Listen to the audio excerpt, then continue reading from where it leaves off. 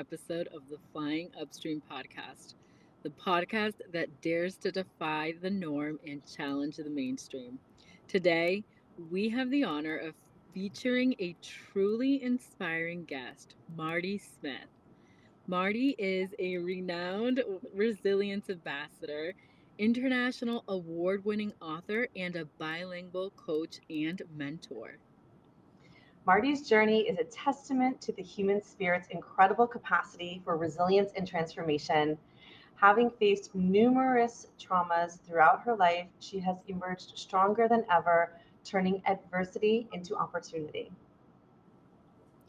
Join us today as we dive into Martie's inspiring story and learn how she has overcome the challenges that have now become the force for positive change in the world.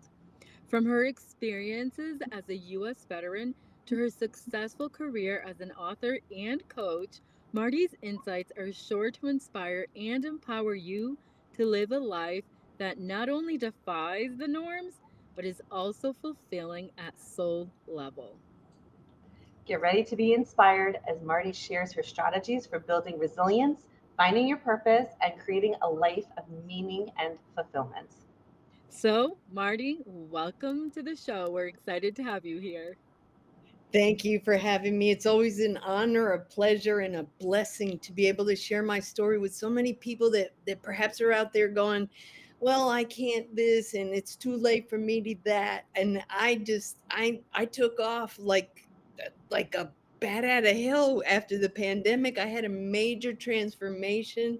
It wasn't just the mind, the body, and the soul. It was like I don't even recognize myself. My husband feels like he married someone else, but he's very excited because it ended up being a better version of the original. However, he's been through my thick and thin and my best coach, my best friend, and we've been married 42 years. So I know that is what's taught me all about resilience as well as he's put up with me. I was a mistake when I was 7 years old. My mom said that I was not planned, so that I had been a mistake, and that was kind of like the driving force for me to say, one day I'm going to prove to myself, maybe nobody else, that I'm worth something. And so I was always looking, and my saving grace was learning. Like I loved school because in school I was recognized as being achieving things and being recognized to express myself and everything. But when I'd go home, I was like a third class citizen. Just be obedient. You can't say anything. You can't complain. I've moved 49 times in my lifetime, and being bilingual, and I was raised in the Spanish environment. However, I learned English before I did Spanish. So right off the bat, I was against the tide for not knowing my native tongue. But at the same time, I was grateful because I was very versatile, very flexible with everything that and we always moved in the middle of the school year, which was really traumatizing for a child to try to fit in, and let alone not really sure the culture or anything. So I've had an adventurous life, to put it mildly. I love you are already flying upstream from day one. I love Yes. it. You had the fire in you. I love it. So, Yes. Martie, help us understand. Take us back to the beginning. You've shared a little bit about your early life and what kind of got you started down the path that led you to become who you are today. Well, this I didn't know. I did, and this is where the innocence of a child and trying to be their own counselor with very little experience. You just kind of piece all the limiting beliefs in your head and saying, okay, I understand this part, I understand this part, but I say my teachers, even no matter where I went, I always was the obedient kid. I was always the A student and everything else. So I always had something to achieve and be recognized for there. So I say my saving grace was learning, and those teachers recognized me. But now that I look back and reflect at my whole life, there was blessings all along. Only I was miserable in my cage of, I don't know good. I don't know what to do. I'm not pleasing everybody. I wanted to please everybody, but I couldn't because I didn't know what I wanted out of me. And I didn't know that the thing that I lacked the most was loving myself. When I learned that, when I took courses of empowering during the pandemic, instead of me focusing on all the negativity, I started seeing all the blessings, and I wrote the book with the intention of creating a horror novel.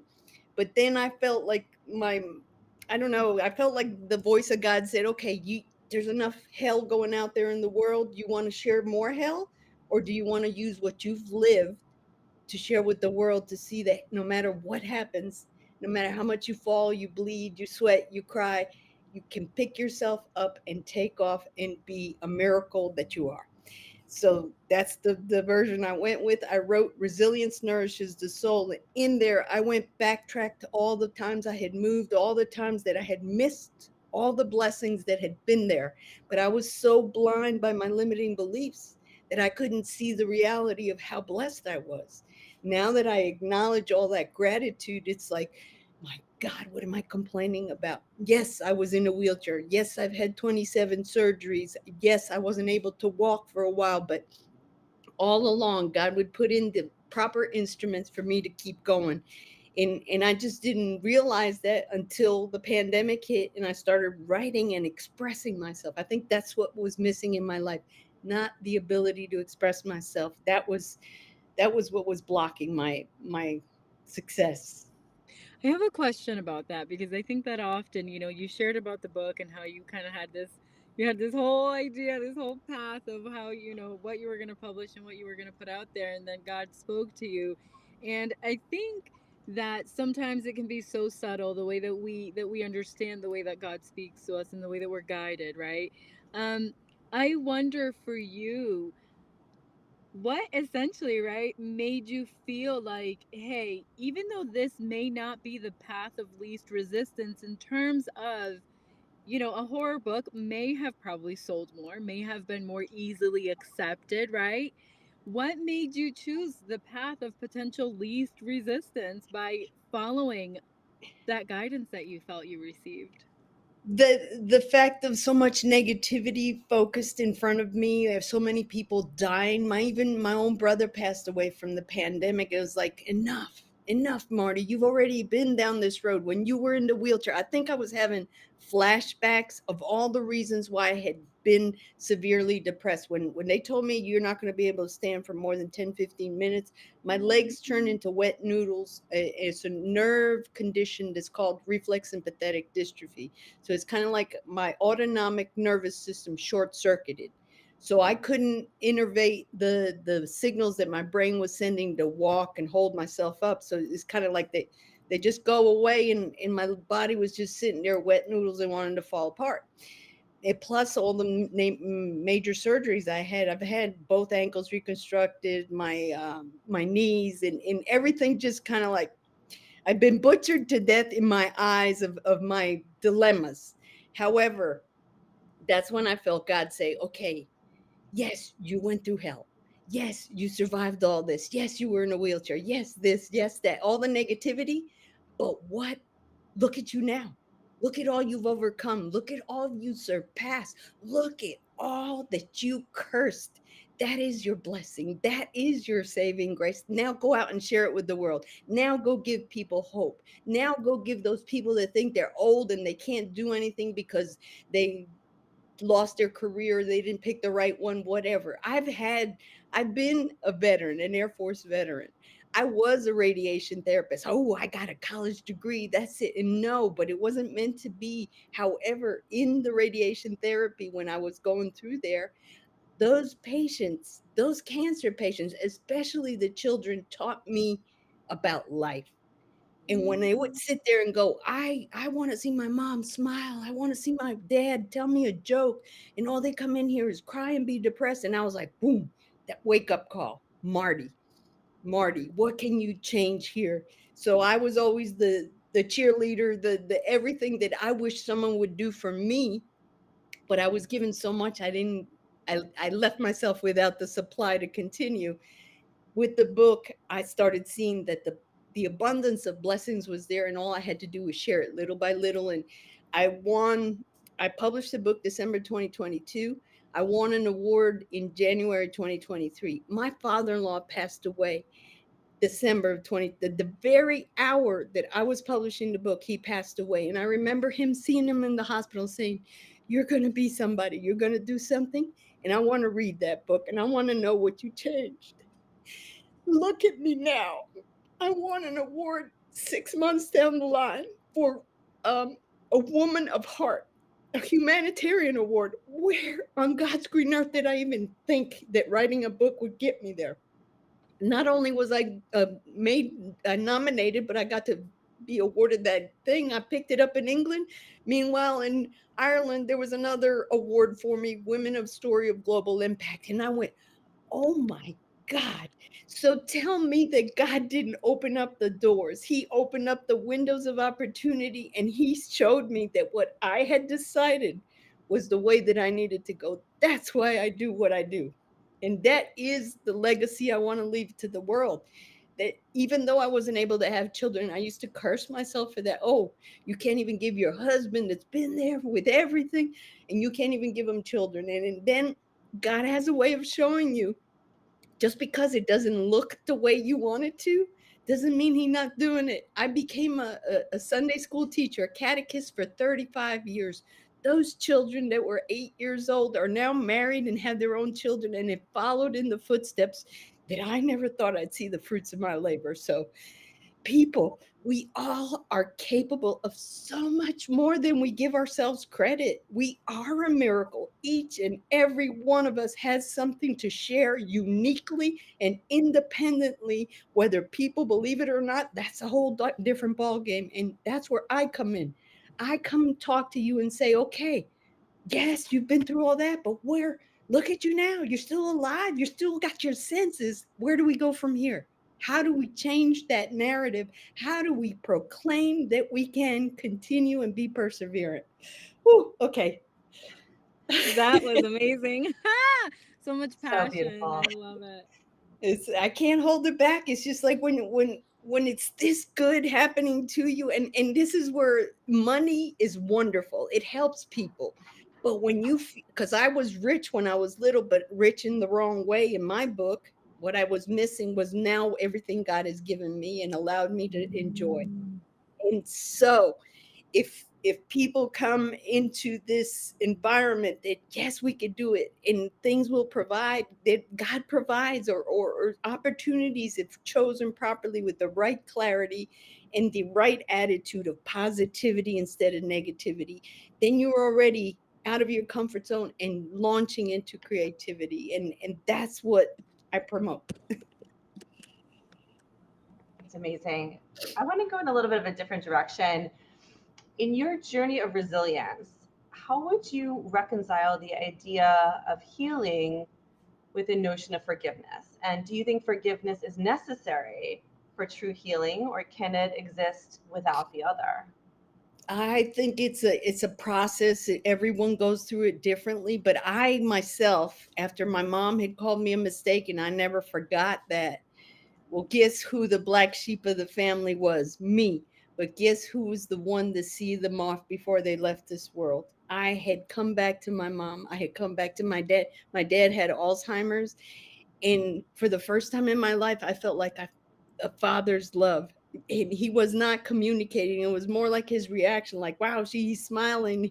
He's feeling like my presence, and I'm feeling acknowledgement from him. Mom was a little slower. She ended up having cancer. So I see where God gives you the tools, even though you don't see the production of what you've done. Eventually it comes to you, because in learning how to treat cancer patients, I learned to treat my mom and help her. And I think that was the beginning of the healing process for me, as well as the forgiveness, because I would have never come back had I not got all that processed in my head. But I see that God has a wonderful way of showing you things that we don't see, because we're so blinded by emotion, by unsettled differences or anything else that we put in there. We can't see the big picture and say, okay, this happened. No, we don't. Well, let's agree to disagree, but we can still exist and be acknowledging that they're family, be acknowledging the figure they play in our lives. And there is a reason why we go through everything we do. And that's the part that we need to look at differently, because we don't heal if we're, stubborn and hurt, and don't see anything good about anything that's happened with those relationships. But the book was a catharsis. I healed, I forgave, and I forgave myself as well. And that was primary too. Forgive yourself for having been so ignorant to not see all the blessings and everything else, because I didn't know. I didn't. No one ever told me what I want to tell the world. Marty, I love that. And I love that because of where I want to take it next. I think this is something that's a little bit can be a little bit controversial. I think people have different perspectives on it. And some people, believe that the constant exposure to adversity can be harmful rather than beneficial, right? Do you think, or I guess, what role do you think God plays in that? Because if constant adversity can be harmful rather than beneficial, then why does God make us, and whatever God, for whoever's listening, however you refer to your God, to your higher power, whatever you call that higher power, why does that higher power ensure, basically, because that's what it feels like for a lot of us, especially with what's going on right now across the globe, ensure that we go through these adversities? Well, I think life is a lesson. It's a constant lesson. And I don't think many people can say that they've lived all their life and not learned anything from it, because one reason or another. But in why do these things keep repeating itself was my question. Why is it that I got a career? Yes, I'm gonna graduate. Yes, I'm the only one in the, and then boom, I get hurt. No, career over. Why? Wait, and then you're like, why me? But why not me? Why not me? And those are those tests. It's like you're going in for round 2, round 3, round 4, and until you finally understand the reason why you face what you face constantly. I started seeing the patterns repeat themselves, and I was like, my God, it was me. It was me creating that momentum of saying it's not going to work. I was already giving up before I started, because I was using the one experience as the pattern for the rest of my life. On the contrary, that one experience was the lesson I never understood. That was the lesson that kept repeating itself until the pandemic hit. And here we go again. And no, I'm not going to be Debbie Downer. No, this isn't doomsday. No, the world is going to continue because we have what God gives us to continue. Bring it down to, it's not about me. It's about how to deal with the adversity. How does this help me? And how will this help those around me? And how can we change the world? Because all of us can be a game changer. No, it doesn't have to perpetuate. No, it doesn't have to be a life cycle of generation after generation go, oh, well, that's how my grandmother, that's how my mom, and that's how and that's how my children. No, we can stop where we are and look at things from a different angle, change our perspective, find all those lessons that God is putting in there. And when you start letting all that register, your creativity goes, and you're like, okay, maybe I can't do it the way I've been doing it. Maybe I need to do it a different way. Maybe I need to be around the people that inspire me to see the gifts I don't have. And that's exactly what's happened to me. I feel like I've won the spiritual lottery. That's all there is that I see.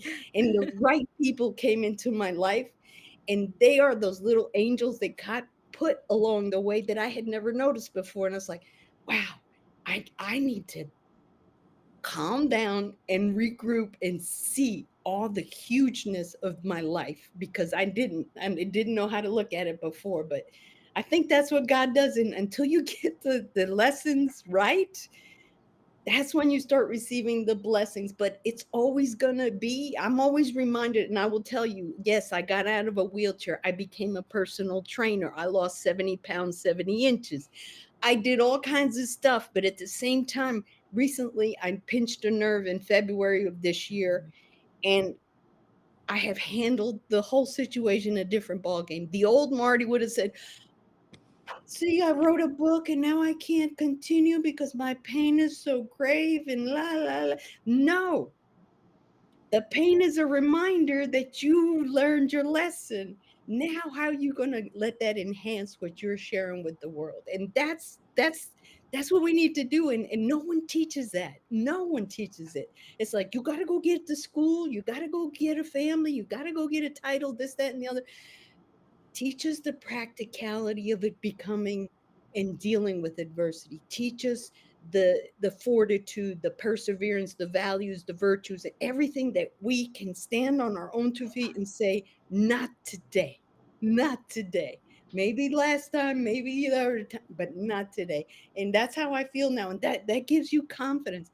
I'm telling you, if you had seen me 10 years ago, you'd have said, bless her heart, she's not going to make it. So that that is God telling me, that's he's putting the light in me and saying, look at you.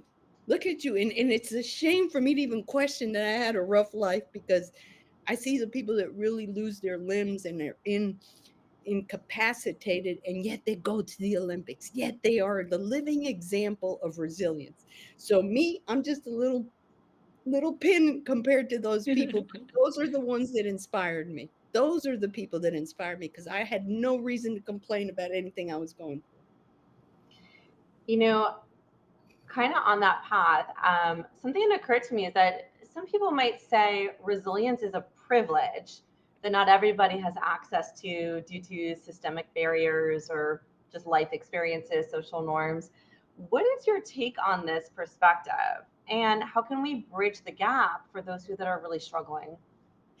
Okay, and this is where we're all born with that little seed of resilience. And I think how we nurture our situations, the adversity, whatever it is we handle, if we learn how to make that seed bloom and say, okay, I can look at things from a different angle, I could do different things, then that resilience is already developing. When you find the right sources around you to read about how it is that we control our emotions, how it's got everything to do with our control of what we do with what we have. But at the same time, I say each and every one of us is born with resilience. The problem or the difference is we don't know that we have it. And when we have it, we don't know that we can enhance it by looking at things in a different way when adversity happens. I love that. And so you do coaching and work with people who are going through these big transformations, kind of like the one that you have. It sounds like you've gone through a couple of different times in your life, beautifully, obviously, because we see the outcome today. What are what are one or two things that you would share with someone who is in the midst of a transformation or at the beginning of one? Because sometimes we don't know that we are at the beginning, or right when we're in the middle, we're like, can I actually make it? Am I going to make it? This is too much.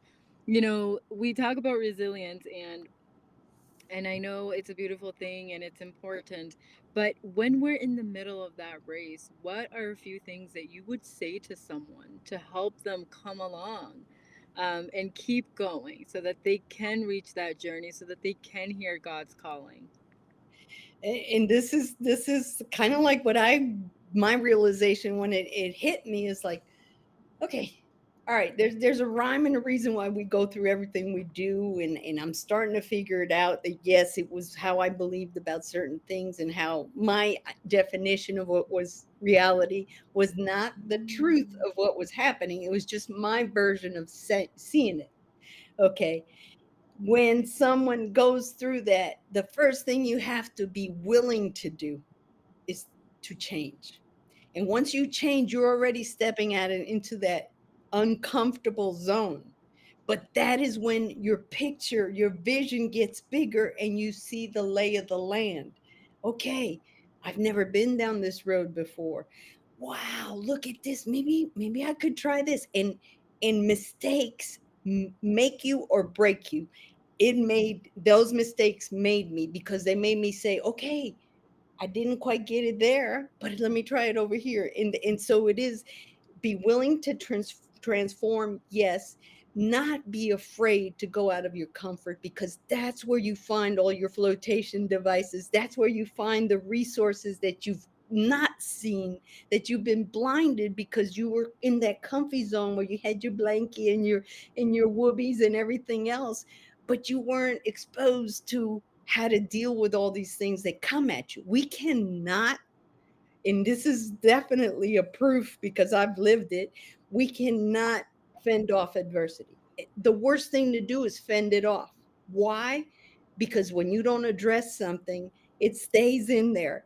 And then the slightest little trigger of something that comes at you that resembles that starts making it a bigger nightmare. And then you lose sleep. And then you get anxious. And oh my God, I can't, I'm not going to make this. And then you get those people that say, oh, I understand you. And the people that you surround yourself are the reflection of who you are.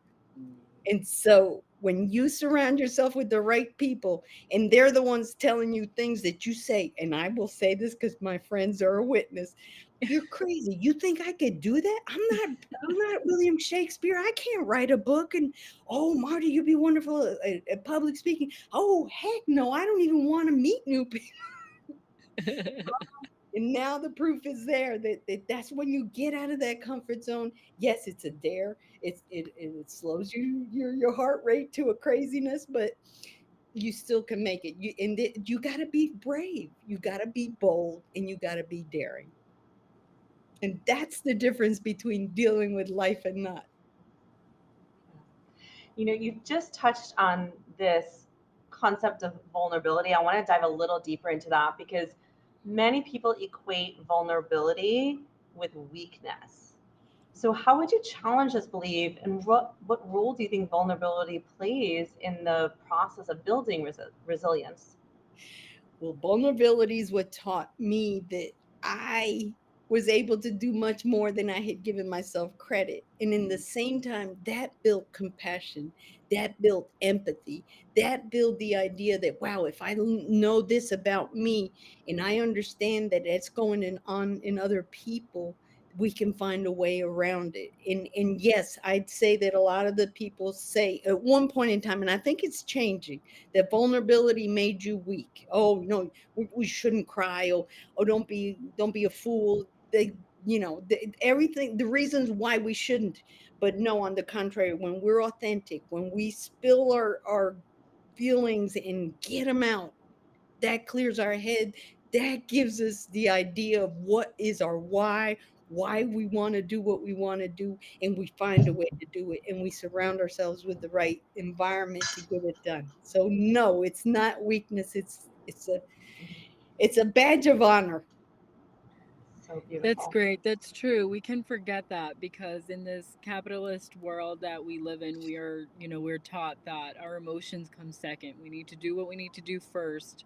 And then, kind of at the end of the day, if there's time, you kind of then think about your emotions and so forth. And I think what that does is dim our authenticity essentially because start losing who we are when we don't even know what we're feeling, we don't have or take the time to express our emotions. We kind of start forgetting how to identify them. We kind of start forgetting what they mean. We start forgetting how they impact our lives and the small decisions that add up to our life. And I know that for you, I mean, you have one heck of a story, right? You've been through so much. And here you are, extremely successful, coaching other people through these major life transformations, helping them see the world in a way that is going to benefit not just them, because that's the truth, right? When we change internally, it's not just ourselves that is possibly impacted, it's everyone around us, right? We That's affect change by going within and by making the changes within ourselves first. And so I love with everything that you have shared. I would love to know from you, what helped you steer this path that is now being, basically allowing you to help other people? What was it besides that resilience that had to be inside of you and within you at all times? What was it, and what could help other people steer that ship so that they too can continue to do that work that's going to cause that life changing transformation that you offer to the clients that you work with? Well, first of all, it's to take a look at themselves and take inventory and take inventory of how you deal with anything. And one of the things that woke up my, like, my wow moment, my shift, was when they asked me, when I was taking all these empowering courses, and they asked me, and this was kind of like, oh my God, why are they asking that? Give me 10 adjectives that describe you positively. And I was like, oh, I was like, I didn't have anything. But that, even that reaction showed me that I didn't know myself. So introspection, when you know what your why is, what your mission, your passion, and your purpose are, Yes. you definitely see a different light. You definitely feel a different confidence, a different expression of who you are and how you feel. And then your authenticity comes in, because then you see, wow, that's in all these things that happen to me, I see them reflected in other people, and they're as they're going through it, and I was like, I can that resonates in me, and let's take a look at it. Let's just write down all the pros and cons of what you see.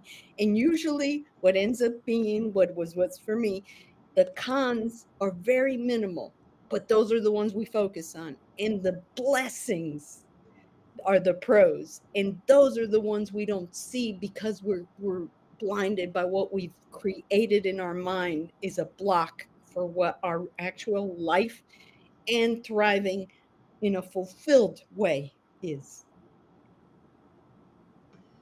Marty, that's amazing. Thank you for sharing all of your amazing insights with us today. As we start to wrap up, I just want to acknowledge that I know our audience has taken away a wealth of life changing tips to help them steer in the direction of their own path. So, as we wind down, we'd love for you to share with us, Marty, what's next for you and what else are you currently in?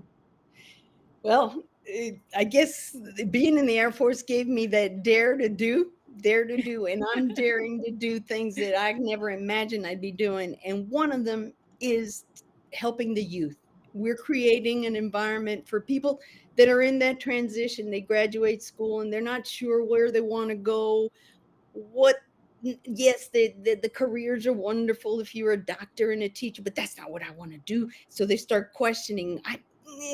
Like they feel forced to go have an education, but what they really wanted to do is something to express themselves or whatever. So we're dealing with startups of people that want to come in and take a look at their career, at what they want to do with their life, and find their why, find their purpose, find their mission, their passion, and everything. And then go, well, maybe I have an idea that I haven't quite created. And I'm partnered with someone in Germany. Her name is Deanna Joyce, and she is a super ultimate coach that she came because of one of my interviews. And I'm like, okay, see, God, you keep going and you keep showing. So so that's what we're doing. We're dealing, and it's called and this is kind of cute because I have always been a rebel. So it's called Disruptive Rebels. We're going against the norms. We're not saying that you have to this and you have to that and you have to this. We're asking you what it is that you see yourself doing, what it is that you want to create. And maybe you have an idea that you're afraid that it's not good because it's not what the trend is or whatever. No, we're going to help you examine it, dig out the pros and cons, and go with it and develop it into a business, and teach those around you, your children, your family, anybody, that they too. We want to start with little kids, and that's another thing. We're writing a series of books that that kid with the lemonade stand can be an entrepreneur from day one.